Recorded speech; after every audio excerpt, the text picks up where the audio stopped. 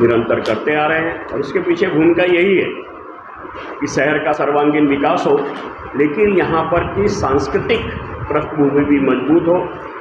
लोगों को विकास के साथ में एक सांस्कृतिक जो भी देश के एक दर्जेदार कार्यक्रम लोगों के लिए प्रस्तुत किए जाएं। और आपने देखा ये सिर्फ नागपुर का नहीं, देश का एक लोकप्रिय मंच तैयार हो चुका है।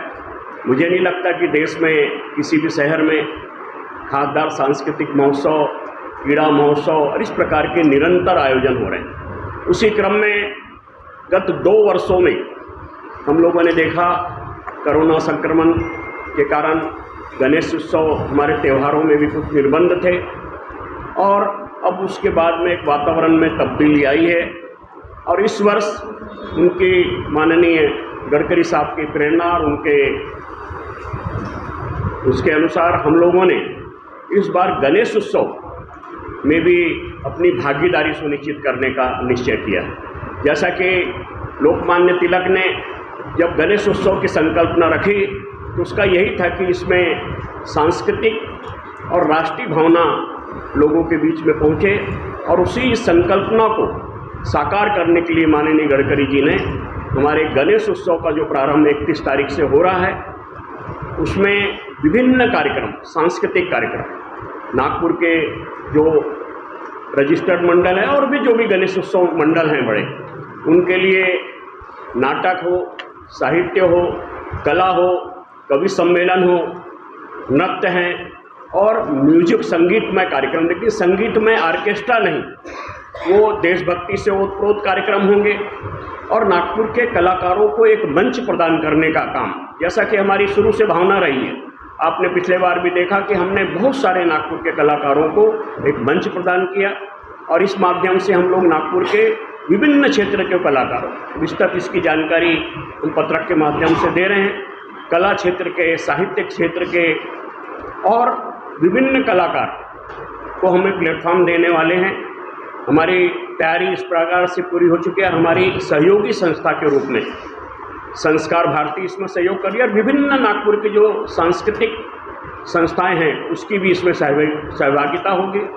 और हमने इसीलिए नागपुर के जो गणेश उत्सव मंडल उनको विनम्रतापूर्वक आग्रह कर रहे हैं कि वो 27 तारीख तक अपनी निवेदन हमारे माननीय जो अध्यक्ष हैं प्राध्यापक अनिल जी सोले, उनका निवास स्थान लक्ष्मी नगर कार्यालय, वहाँ पर अपनी एंट्री दें। और हमने इसमें भी विचार किया है कि जैसी डिमांड होगी, जो गणेश उत्सव मंडल है उनकी डिमांड के अनुसार, लेकिन कार्यक्रम होंगे हमारी सांस्कृतिक धरातल को मजबूत करने वाला, एक राष्ट्रीय संदेश देने वाला। आज़ादी का अमृत महोत्सव वर्ष है, उसमें भी हमारी ये है कि एक देश प्रेम जागृत करने वाले कार्यक्रम, हमारी सामाजिक बंधन को मजबूत करने वाले कार्यक्रम, हमारी बॉन्डिंग बढ़ाने वाले कार्यक्रम और नागपुर की संस्कृति को जोड़ने वाले कार्यक्रम, ऐसे कार्यक्रमों का गणेश उत्सव की डिमांड जो रहेगी, जिस प्रकार से वो चाहते हैं उनकी क्षमता अनुसार हम ये कलाकार हम इसमें पूरे निःशुल्क देंगे।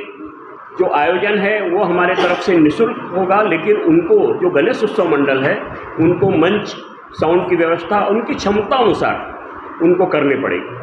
नागपुर शहर में विभिन्न सोसाइटियाँ भी हैं जिसमें लगभग कहीं 100 फ्लैट हैं और सोसाइटी भी गणेश उत्सव और ऐसे प्रोग्रामों में अपनी भागीदारी सुनिश्चित करती है। तो उन सोसाइटी के भी माध्यम से यदि उन्होंने भी इसमें भाग लिया तो सहर्ष उनका भी स्वागत करेंगे ऐसे। और हमारी कोशिश ये है कि इस प्रकार से एक नागपुर शहर में एक सांस्कृतिक चेतना जागृत करने का मांग, क्योंकि गणेश उत्सव जो है वो इसी आधार पे, धार्मिक आधार पे इसकी संरचना नहीं हुई थी। इसमें एक सामाजिक पृष्ठभूमि, सांस्कृतिक पृष्ठभूमि और राष्ट्रीय भावनाओं की जागृत करने के लिए ये मंच तैयार किया गया है। और मैं समझता हूँ कि गत 2 वर्षों के बाद जो निर्बंध थे उसमें बाद में हमारे त्योहारों में जन जन की भागीदारी बढ़े, इसी भावना के साथ में खासदार सांस्कृतिक महोत्सव ने, जैसा पिछले समय में आपने देखा कि हमने एक करंडक स्पर्धा रखी थी, उसमें भी उसको अभूतपूर्व प्रतिसाद हुआ। दिसंबर में खासदार सांस्कृतिक महोत्सव हुआ, लेकिन निर्बंध आ गया कोरोना संक्रमण के कारण, बीच में हमको कार्यक्रम रोकना पड़ा। उसको फिर मार्च में किया गया और उसमें भी पूरी भागीदारी, यानी इतना ज़बरदस्त प्रतिसाद मिला। निरंतर 4 वर्षों में मैं समझता हूँ कि आम लोगों को जोड़ने का काम, लोगों को जो सामान्य व्यक्ति है उसमें इसको जोड़ने का काम माननीय गडकरी जी के माध्यम से हम लोगों ने किया है। तो हम चाहते हैं कि नागपुर के जो मंडल हैं, क्योंकि अभी कार्यक्रमों की रूपरेखाएं बदल चुकी है, पहले कार्यक्रम अलग होते थे लेकिन गणेश उत्सव मंडल में अब सांस्कृतिक आयोजन कम होने लगे। तो हम चाहते हैं कि उसमें सांस्कृतिक कार्यक्रम हो, लोगों को जोड़ने का कार्यक्रम, युवाओं की भागीदारी हो, महिलाओं की भागीदारी हो, और उसमें सांस्कृतिक और विभिन्न हमारे कलाकारों को अपने ढंग से उनको प्रदर्शन करने का एक मंच प्रदान हो। इसमें हम लोगों ने अभी नृत्य, वादन, गायन का कार्यक्रम, लेकिन गायन ऐसा है कि फिल्मी कार्यक्रम जैसा फिल्मी गानों का गायन उस ढंग से नहीं होगा। साथ में भजन भी होंगे, गायन होंगे, नाटक है, गीत रामायण है, देशभक्ति के कार्यक्रम, उसमें देशभक्ति में हमारे जो एकांकी हैं वो भी है, और विभिन्न ड्रामा भी हैं, कवि सम्मेलन, इस प्रकार से जो भी सांस्कृतिक कार्यक्रम है उसका आयोजन हमारे माध्यम से होगा। कलाकार कहीं 10 संख्या है, कहीं 15 भी है, जो भी कलाकार वो हम प्रोवाइड करेंगे। हमारा एक व्यक्ति उसका कोऑर्डिनेशन का भी काम, समन्वय करने का भी काम हमारा एक व्यक्ति करेगा। लेकिन गणेश उत्सव मंडल को सिर्फ मंच तैयार करके देना है और उसकी संरचना जो भी उसमें व्यवस्था रहती है, साउंड, वो व्यवस्था करनी।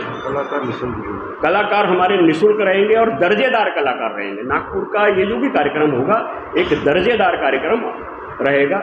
जिस क्षेत्र की जैसी हमारी अभी तक हमको जानकारी जो मिली कि लगभग 450 रजिस्टर्ड बड़े मंडल हैं जो विभिन्न कार्यक्रम करते रहते हैं, उनको निवेदन है। सोसाइटी में जो लोग कार्यक्रम करते हैं विभिन्न अपने, उन लोगों से भी निवेदन है कि इसमें अपनी भागीदारी दें। और 27 तारीख को वो निवेदन, एक निवेदन फार्म रहेगा, और हम चाहेंगे कि ये 8 दिवसीय, क्योंकि जब भी गणपति उत्सव होता है तो उसमें 1-2 दिन उनकी तैयारी को लगते हैं, तो ये 10 दिन के कार्यक्रम में